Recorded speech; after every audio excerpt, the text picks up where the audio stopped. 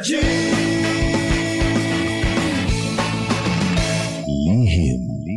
ng liham. Ang pinakamakulit na girlfriend mo sa balat ng radyo. Isa magandang morning sa inyong lahat! Ako pa rin po nag-iisang girlfriend mo sa radio. My name is Lindsay. Makulit pero may puso, handang makinig sa mga kwento mo. Alam mo, feeling ko kailangan mo na siyang iwan kasi it doesn't make sense. Ang kwento sa lihim ng liham.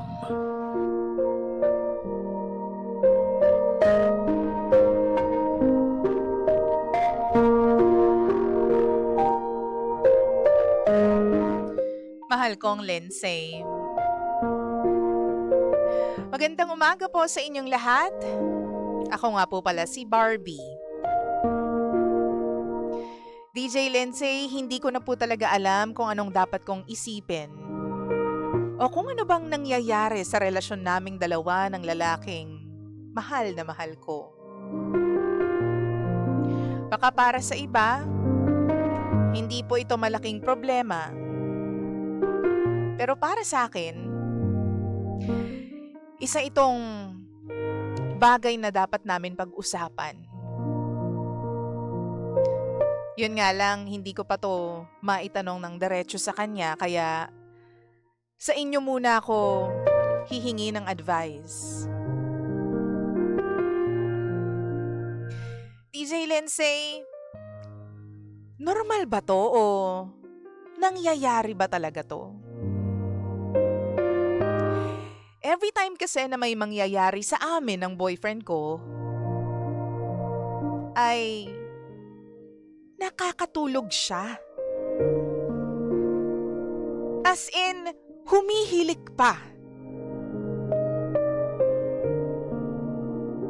Hindi ko alam kung anong meron sa kanya, kung may sakit ba siya, ako ba yung may problema, hindi ba siya excited? Pero sa mga first few times na may nangyayari sa amin, napakarami niyang energy. Nakakailang beses pa. Kaya naman ramdam na ramdam ko na mahal niya ako. Tapos after ng ganap namin, mag-aaya pa yan mag-food trip o di kaya naman road trip. Pero ibang-iba na siya ngayon, Lindsay. Kapag nagsisimula na kami, habang nagmumukbang siya, nararamdaman ko na parang iba na yung kinikilos niya. Parang unti-unti siyang nawawala ng gana, tas mamaya makikita ko na lang na naghihilik na siya. Ang nakakapagtaka pa dito, DJ Lindsay, 10:00 ng umaga nangyari yun.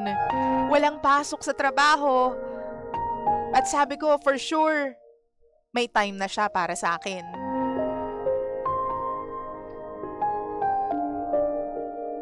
Tapos bigla na lang siyang magsasabi ng, "Ay, anong nangyari? Nakatulog ako?" Hindi niya talaga alam kung anong meron. Hindi niya alam na tinulugan niya ako. Hindi niya alam na nadismaya na naman ako. Hindi ko rin alam kung bakit simula noon naging cold na siya sa akin na parang may kakaiba sa kanya.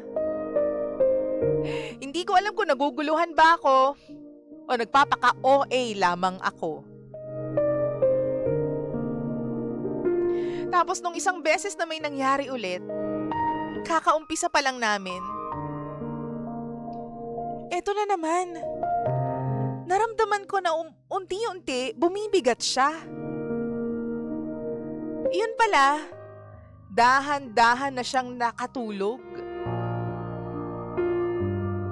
Nakadagan na tuloy siya sa akin kahit anong pagtapik ko, ayaw niyang magising.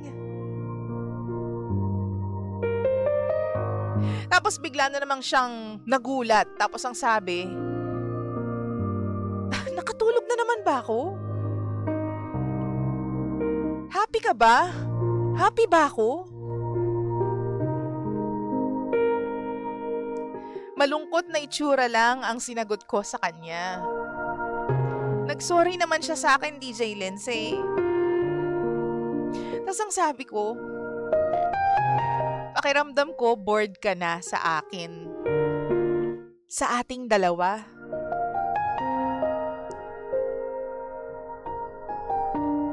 Ganun ba? Kawalang buhay yung relasyon natin na kapag may nangyayari sa atin, umaabot na sa punto na nakakatulog ka. Hindi ito isang beses lang eh. Di ko na mabilang. Umaga o gabi man, pareho lang. Wala kang gana. At wala kang pakialam kung maging masaya ko o hindi.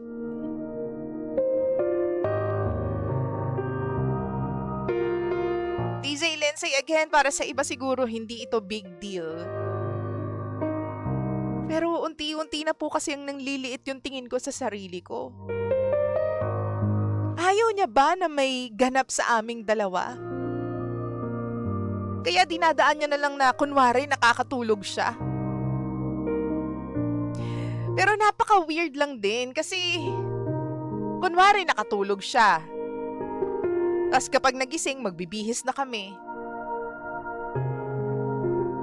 Tapos maya-maya, bababa, pupunta na sa sala, magbubukas ng TV, makikinig ng radyo, o di kaya naman, magse-cellphone. One to sawa. Tapos magpapadeliver ng food. Hindi ko alam kung anong problema naming dalawa. Hindi ko alam kung meron ba siyang iba. Hindi lang kaya niya masabi na hindi na siya masaya at meron na siyang iba. Paano naman ako? Paano naman yung mga pangangailangan ko bilang girlfriend niya? Paano kung hanapin ko to sa iba? Tapos ako pa yung magkamali. Tapos ako pa yung may kasalanan kahit siya naman talaga yung may pagkukulang sa akin. I feel so